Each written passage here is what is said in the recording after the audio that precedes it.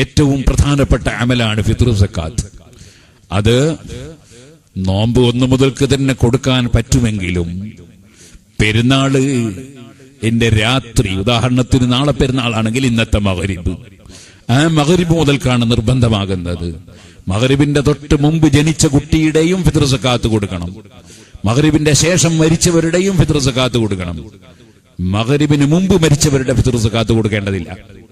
അതേപോലെ മഗ്‌രിബിന് ശേഷം ജനിച്ച കുട്ടിയുടെ ഫിത്ർ സക്കാത്ത് കൊടുക്കേണ്ടതില്ല. അപ്പൊ ഫിത്ർ സക്കാത്ത് ആ സമയത്ത് ജീവിച്ചിരിക്കുന്ന എല്ലാവരുടെ ഫിത്ർ സക്കാത്തും കൊടുക്കണം. അത് സ്വന്തം സക്കാത്ത് കൊടുക്കണം. അതുപോലെ ചെലവ് കൊടുക്കൽ നിർബന്ധമായവരുടെ ഫിത്ർ സക്കാത്തും കൊടുക്കൽ നിർബന്ധമാണ്.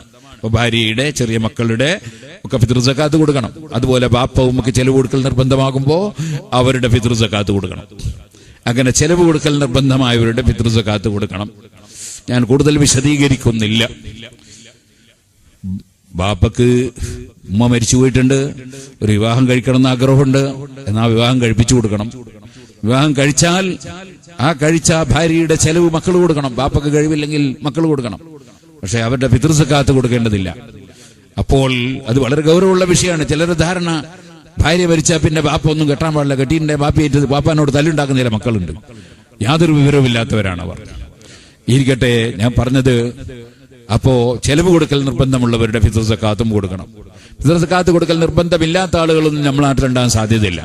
കാരണം അന്നത്തെ ഒരു രാത്രിയും പകലുമുള്ള ചെലവിന് ഭക്ഷണവും വസ്ത്രവും പാർപ്പിടവും ഒക്കെ കഴിച്ചിട്ട് ബാക്കിയില്ലാത്ത ആരാ ഇവിടെ ഉണ്ടാകുക?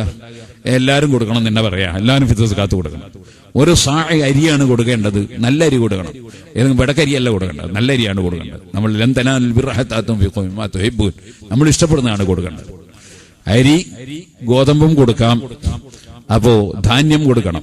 അതിന് പൈസ കൊടുത്താൽ മതിയാവില്ല. നബി സല്ലല്ലാഹു അലൈഹി വസല്ലം നിങ്ങൾ ഫിത്ർ സക്കാത്ത് കൊടുക്കണം എന്ന് പറഞ്ഞ സ്ഥലത്ത് നിങ്ങൾ പൈസ കൊടുത്തോളി ഇതല്ല പറഞ്ഞത്. സാഅമിൻ തംറിൻ, കാരക്ക കൊടുക്കണം, ഈത്തപ്പഴം കൊടുക്കണം, കാരക്ക കൊടുക്കണം, അതുപോലെ അഖിത്ത് കൊടുക്കണം. ഭക്ഷണ സാധനമാണ് പറഞ്ഞത്. അതുകൊണ്ട് ഭക്ഷ്യസാധനമാണ് കൊടുക്കേണ്ടത്, പൈസ അല്ല.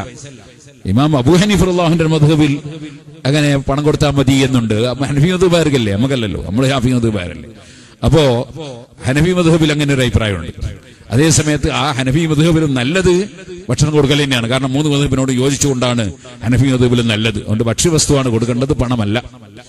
ഇനി നമ്മൾ അങ്ങനെ ഫിത്ർ സക്കാത്ത് കൊടുക്കുമ്പോ അത് കൊടുക്കേണ്ട സമയം ഞാൻ പറഞ്ഞു, മഗ്‌രിബ് മുതൽക്ക് അതിന്റെ സമയമായി. ഏറ്റവും നല്ല സമയം സുബ്ഹിന്റെ ശേഷം, പെരുന്നാൾ നിസ്കരിക്കുന്നതിന് മുമ്പ്.